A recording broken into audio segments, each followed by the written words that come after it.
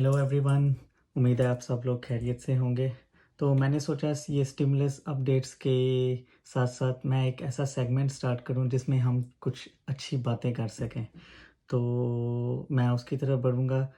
किसी ने बड़ी कमाल की बात कही है, वो ये है कि क्या हुआ जो बुरा वक्त आ गया, अगर ये ना आता तो मैं क्या हूँ ये जान ना पाता। तो अगर आप मेरे चैनल पर नए हैं तो मेरा नाम अलीफ़ शकील है।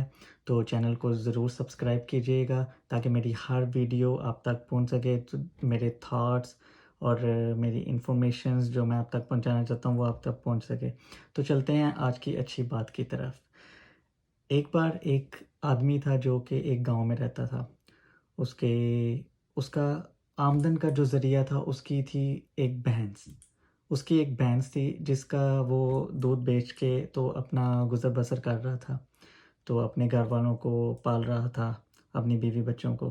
तो चूँकि उस गाँव में सिर्फ़ एक ही वो ग्वाला था जिसको हम उर्दू में ग्वाला बोलते हैं, दूध बेचने वाला। तो इसलिए उसकी मतलब कि उसकी कमाई ऐसी थी कि उसके घर का गुज़र बसर अच्छी तरह से हो रहा था। लेकिन जैसे ही उसके बच्चे बड़े हो रहे थे तो उसने सोचा कि मुझे कुछ और भी करना चाहिए। तो बस उसको समझ नहीं थी आ रही करूँ क्या या ना करूँ। तो बस उसका ध्यान सिर्फ़ अपनी भैंस पर था कि इससे मैं आगे डबल करूँ, कुछ कुछ करूँ, इंसान सोचता है। तो उसने क्या किया, उसने खुदा से दुआ की। उसने कहा, क्या मेरे रब मेरी तू मदद कर, मेरी आँखें खोल के मैं क्या और करूँ कि मैं अपनी इनकम में इज़ाफ़ा कर सकूँ और अपने ख़ानदान का अच्छे से ख़्याल रख सकूँ। तो बहुत दुआएँ करता था, सारी फैमिली मिलके बहुत दुआ करती थी इस बारे में। तो क्योंकि वो टोटली हैंड टू माउथ था और जैसे बच्चे बड़े होते हैं आपको पता है अखराजात बढ़ जाते हैं। तो एक रात को जब वो सोया तो यही दुआ करके सोया। सुबह-सुबह जब उठा ना तो गया अपने उस एरिया में जिस एरिया में उसने अपनी भैंस को रखा था। तो उस वहाँ गया तो वो जाके क्या देखता है कि उसकी भैंस मरी पड़ी है वहाँ पे। तो वो ज़ारो-कतार रोया और वो समझ रहा था कि वो एक ख्वाब देख रहा है। तो ज़ारो-कतार रोया वो और उसके बाद उसके घरवालों को पता चला, बहुत उन्होंने मातम किया और उन्होंने कहा, खुदाया तू मेरे पे कौन-सी आफ़त भेज रहा है? मैं तुझसे दुआएँ कर रहा हूँ कि तू मेरी मदद कर और तूने मेरे पे इतनी बड़ी आफ़त भेज दी है। ऐसे ऐसे जैसे कि मेरे ऊपर सारा का सारा आसमान ही टूट पड़ा है। तो तुझे मैं ही मिला था आफ़त भेजने वाला। तो जो भी हम इंसान होते हुए कमज़ोर होके अपने रब को बात कर देते हैं। तो खैर ये समा बन गया। फिर 1 दिन गुज़रा, 2 दिन गुज़रे, तो फिर उसने सोचा कि क्यों ना कुछ किया जाए। जो उसके पास एक छोटी-सी ज़मीन का हिस्सा था, तो उसने कहा कि कुछ ना कुछ तो करना है, अपने बच्चों का, अपनी बीवी बच्चों का पेट पालना है। तो उसने क्या किया, उसने खेती-बाड़ी स्टार्ट कर दी।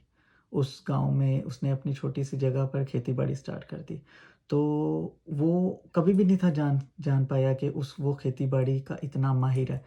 उसने खेती-बाड़ी स्टार्ट की और उसको इतना प्रोग्रेस और इतना सक्सेस मिला उससे कि वो उस छोटे से हिस्से की ज़मीन से वो बड़ी ज़मीनों का मालिक हो गया और उसका अनाज कभी भी ख़राब नहीं हुआ।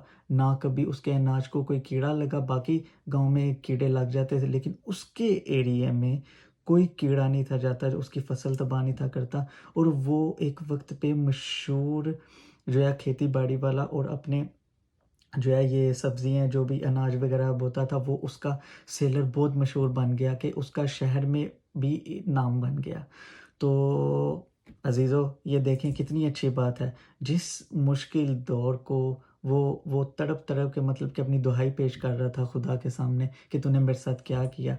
उसी में ही उसे अपनी एबिलिटी का एहसास हुआ, उसको रियलाइज़ हुआ कि उसके अंदर क्या एबिलिटी है कि वो एक इतना अच्छा जो है वो काश्तकार है। एक इतना अच्छा वो मतलब कि वो खेती-बाड़ी करता है और कितना कितना उसके अंदर टैलेंट है उसमें और उसकी कितनी जान-पहचान है उस चीज़ की।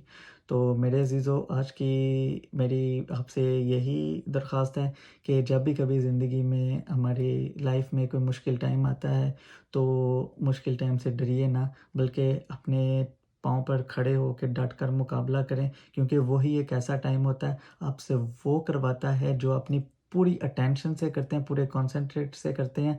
आप अपनी एबिलिटी को दिखाता है। कहते हैं बुरा वक़्त आईना होता है।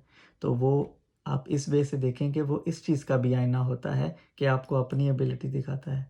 تو اس لیے میں آپ سے کہتا ہوں کہ اس دنیا میں آئے ہیں تو اپنی زندگی میں کچھ ایسا کریں کہ ہر کوئی آپ کے جیسا کرے. Thank you for watching.